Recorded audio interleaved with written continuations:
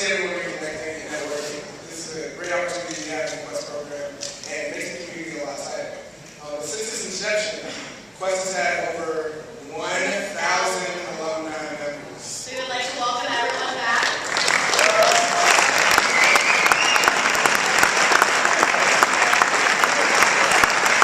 Just to see a little highlight, can we please have the cohorts from 1 through 16 stand up?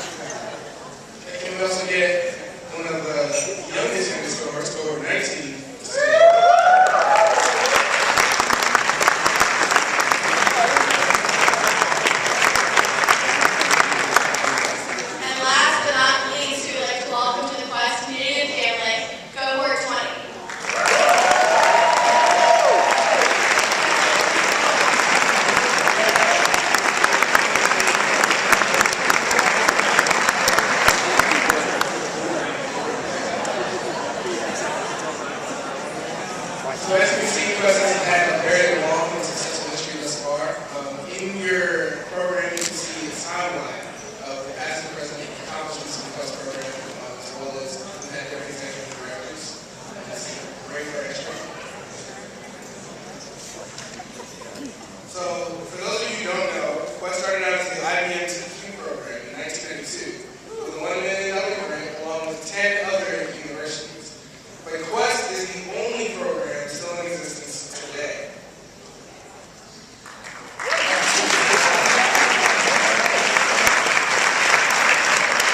And we're very fortunate enough to have one of the first executive directors, Riggs pass on the message of words to all of the cohorts. He would like to share that the commitment made by each of you in your respective cohorts was outstanding. You're willing to try out this new technology and bet a part of your future on the success. He was involved in the first 5 years, but Maryland has been committed for all 20 years.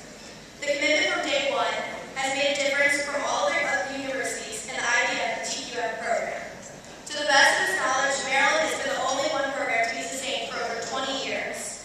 Congratulations again to you all. Live well and prosper. So the next thing we have right now is we're going to introduce a person who's very, very important to the Quest community and instrumental in Quest being what it is today. Dr. George here. So a lot of people might not know who he is, but it's very, very instrumental, very, very important person. So what we want to say is that in 1992, he was the dean of the Agent Clark School of Engineering and instrumental in the collaboration between the business school and the engineering school. He made the connection, which is what we know between the two schools, something that we all really, really cherish and something that's very important to us in the community. And so please help me welcome the Glenn L. Martin Institute Professor of Engineering, Dr. George.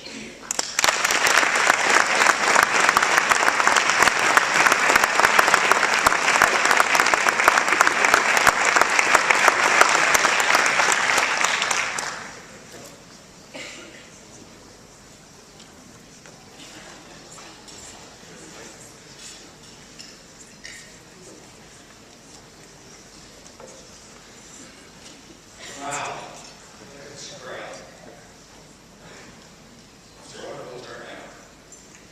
I was one of the founders at the beginning of Quest. Judy Olian and I wrote the proposal that resulted in the IBM TQ program.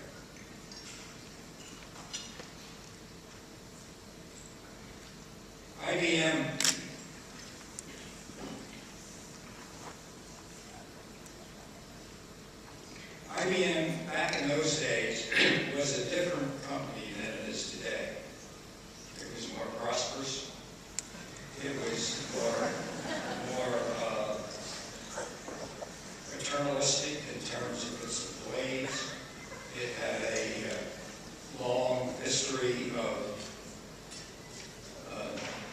continuous employment, and it had a strong philanthropic approach.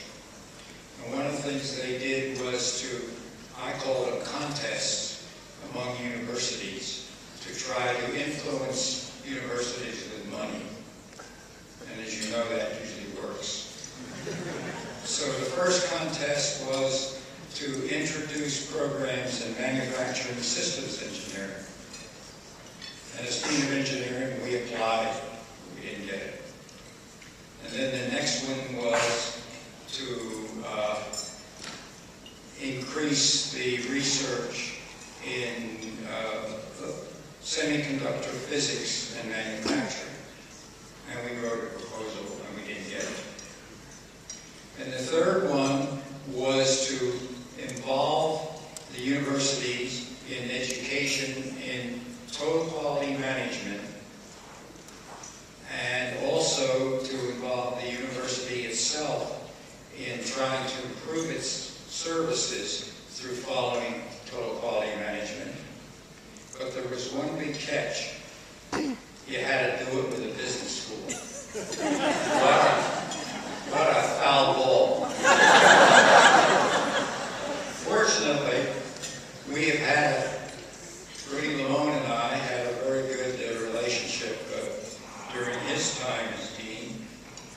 And he assigned, or someone, I can't remember who the dean was. He assigned, someone assigned Judy Olean to work with me on the proposal. Prior to that, in 1991, President Kerwin asked me to chair a campus-wide committee to look at this thing called total quality management and make a recommendation as to what we ought to do. At the same time, Judy Olean was an ACE Fellow in President Kerwin's office, and he assigned her to find out what other universities were doing in total quality management. So both of us had a bit of a background from which to start the proposal.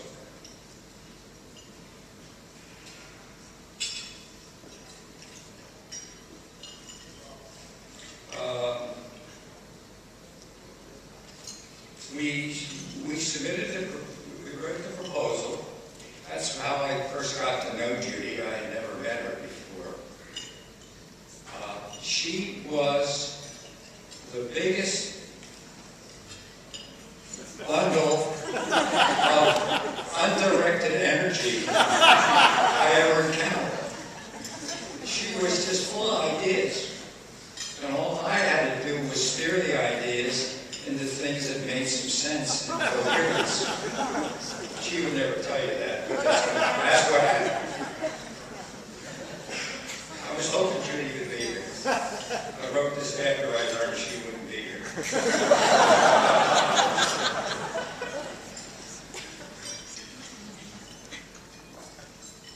So, we won, finally, one of these contests with IBM.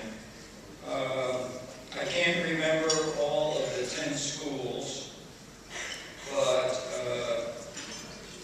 some of them you've heard of. You've heard of Penn State. You've heard of Oregon State. You've probably never heard of the University of Houston at Clear Lake. You may have heard of Rochester Institute of Technology and a few others. So we created the curriculum, which has evolved pretty well. Pretty much consisted of I guess it was a sophomore course in product design, which was taught jointly by faculty in engineering and business.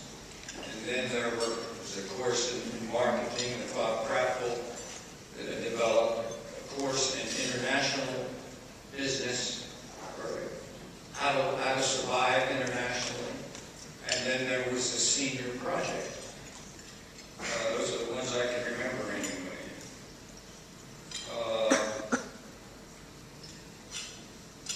How many are here from the first cohort? Let's just see, raise your hands.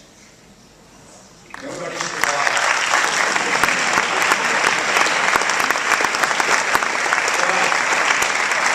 The first cohort was taught by Arjang Assad and Ed McGrath. Remember Ed? You were probably stigmatized for life as a result of that experience. I hope you don't still wake up and act nervous. So that was 1993. I retired and stepped down as dean in 1994. I thought it was a good year to retire because of the 100th year anniversary of the founding of the engineering school. So that was a good time. And it was also a good time because Mr. Clark gave us a magnificent sum. I won't tell you how much, but it was pretty good. Not quite the Smith School, but pretty good. And we named the school after him, the A. James Clark School of Engineering. And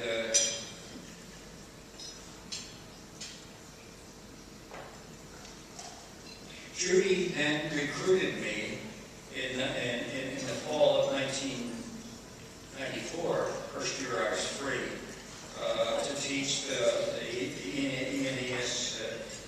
ENGT 190.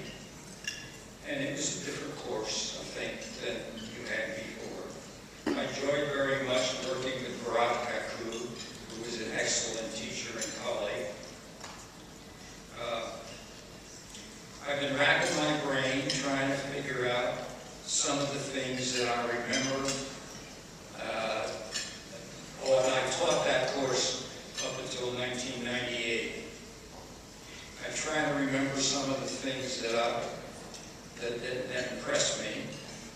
And one of them was those rope exercises out of that camp someplace in West Virginia. It never got me to go to that high, but it was enough to watch the thing. Another thing I was impressed with was Peggy's great smile and great legs. I checked that with Peggy before. And the other thing I was impressed with was Judy's wild hairdos.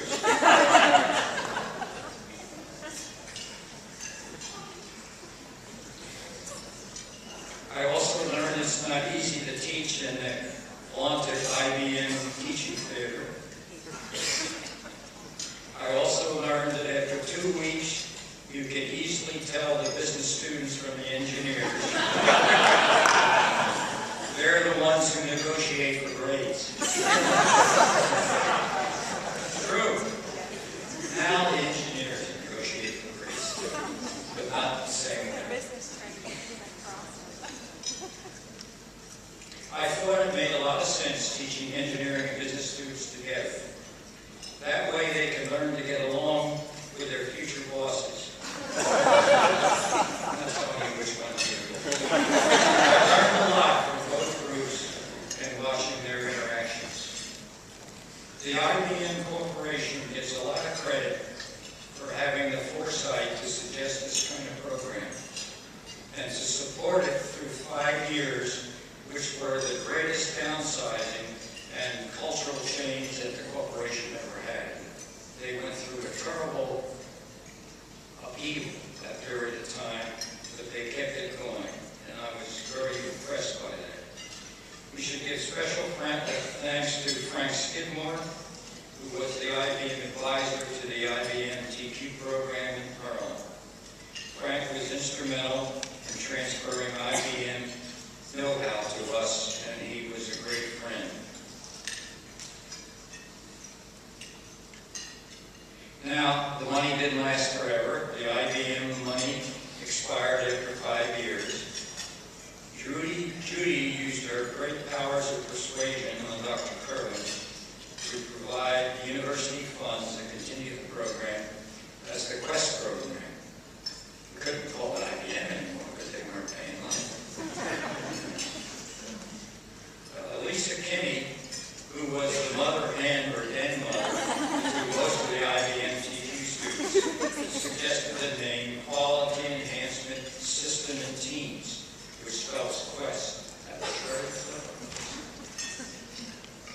University of Maryland is fortunate to have the Quest program as an ongoing educational program. From the support of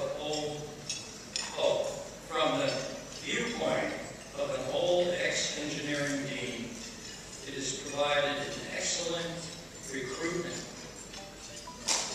traction for some of the best engineering students, and as an important educational outlet in what I feel is probably a much too theoretical undergraduate program. Thanks to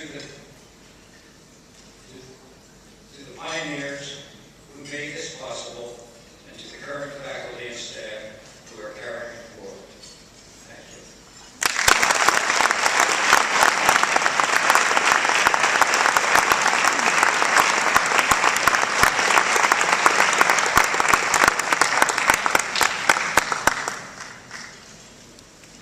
So, as always in the Quest program, we're very, very grateful for those who have helped us in the past.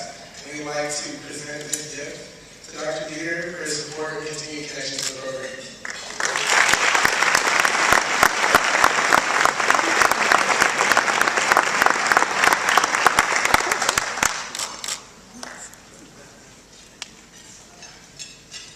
So we want to thank you all for your attention so far, but if you haven't, please you start eating your salads. You're getting hungry at this point.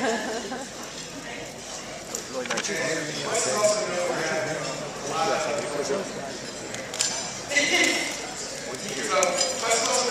lot of multimedia presentations and making sure that we always present information to the public. We're grateful enough to have a lot of fascinating directors from the Quest program send us a video, just giving a few words for us to celebrate this momentous occasion.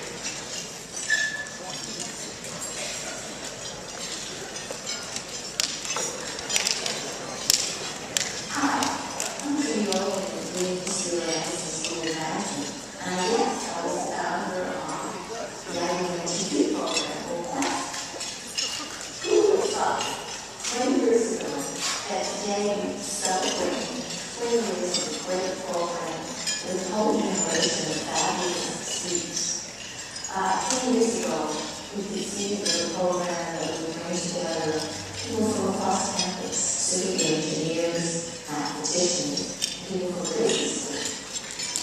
At the time, which you will probably pre-history, there was not much of an internet, nobody was making money on the internet. There was no e-commerce, nobody was selling stuff on the internet, certainly not virtual stuff on the internet. I'd like to think that we helped create change that is really beneficial to the world by bringing together parts of thinking, parts of the campus, functions, and industries that didn't necessarily speak to each other. I'm in now the challenge to the universities to improve education that they will provide to people who want to go into the marketplace, so that engineering and business wasn't a silo, so that they can toss parts over the wall from the engineers to the business people. They challenged us to make an $8.1 million grant, and the University of Maryland was fortunate enough to get it. And our Quest program was the program of the American Institute Award which I had the privilege to lead. So, started out with this course of now it's being cultural, taking the soliciting and driving partners, and we invested and created along the way, even we have this roadmap. Our students took a risk and signed up for the first class, and they helped us invest along the way on 4 different industries, this icebreaker, how we found, and we certainly had a great time inventing the program today. Today, Program is running a much improved program. It still seems to be continuous improvement. The most important matters of what Quest is interdisciplinary, recognizing that disciplines function on their own. Global African Heritage Program, communications in high schools, faculty, and other programs. I want to congratulate everyone who has had in the last 20 years. So here's to you, our students, the next 20 years. You're fantastic. You're very blessed.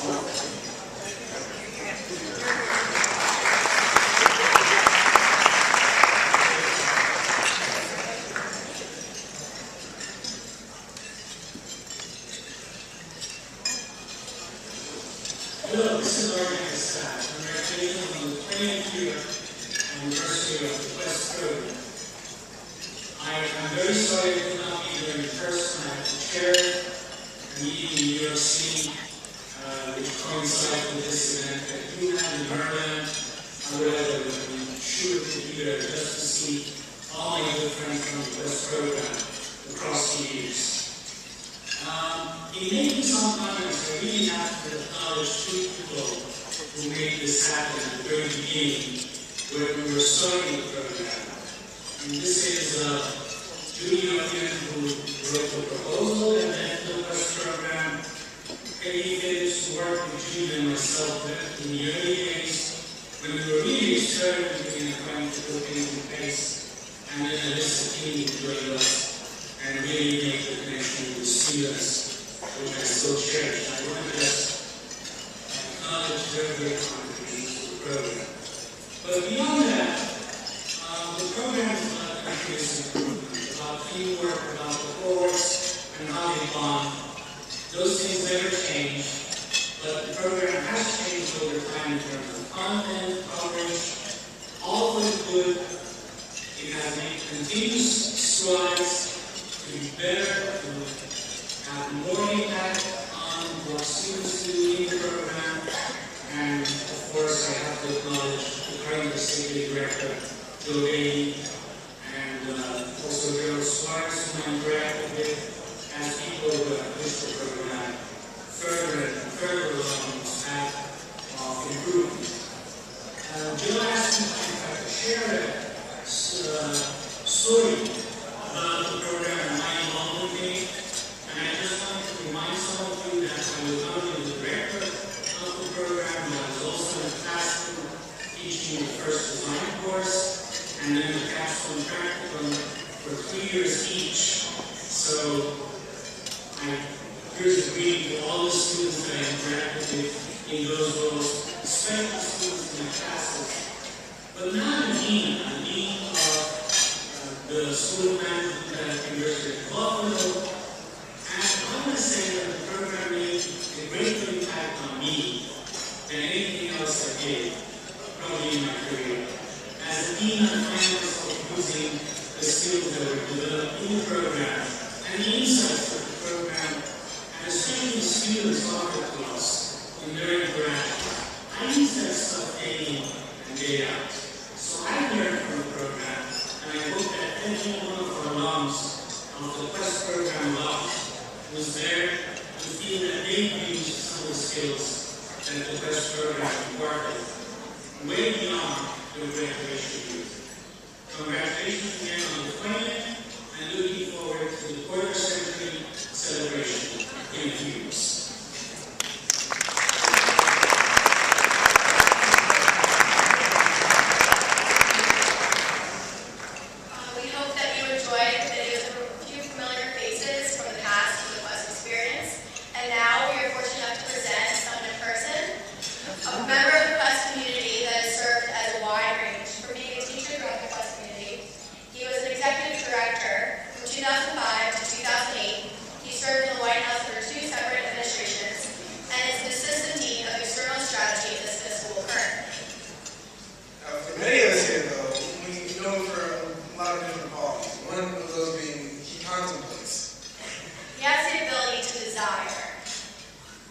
He's also very good at designing. And he can always follow through and create. He also has an affinity for the business strategies of Starbucks and Cirque du Soleil. He likes his oceans blue. And he's very familiar with standing ovation. So ladies and gentlemen, please welcome Dr. Gerald Suarez.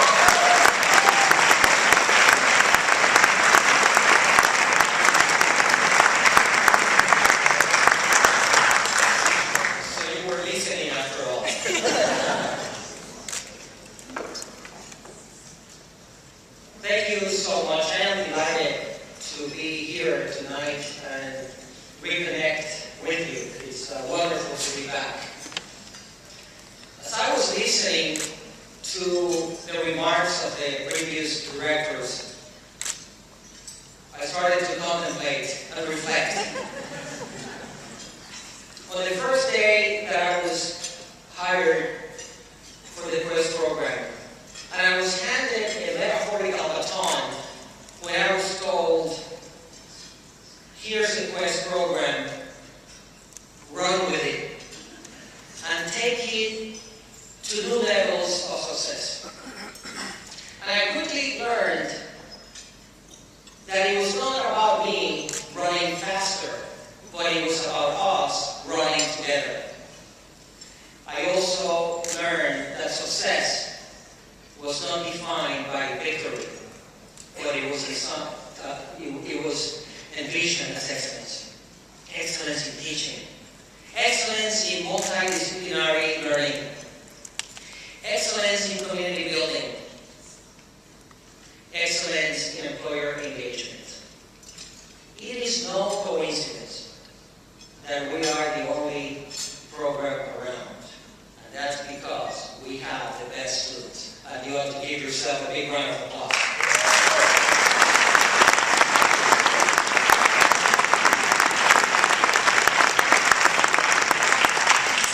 Our faculty is stellar. Our students are the best. However, success in the program was never about individual skill. It was always about collective will.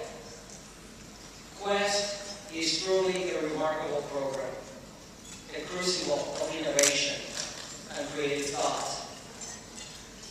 A place where questions are transformed into answers, and dreams and aspirations of our students into meaningful careers. It's a special program because we have a special bond. And that bond is defined by the notion that we all believe in a place called tomorrow, and we have a commitment to make it better than it is today. That's what we shared. For some time, I had the honor of being a steward of the vision, an ambassador of the values, but most importantly, a champion of your goals. Here we are today, honoring our proud heritage, celebrating the present, but we're also embracing the future with renewed optimism.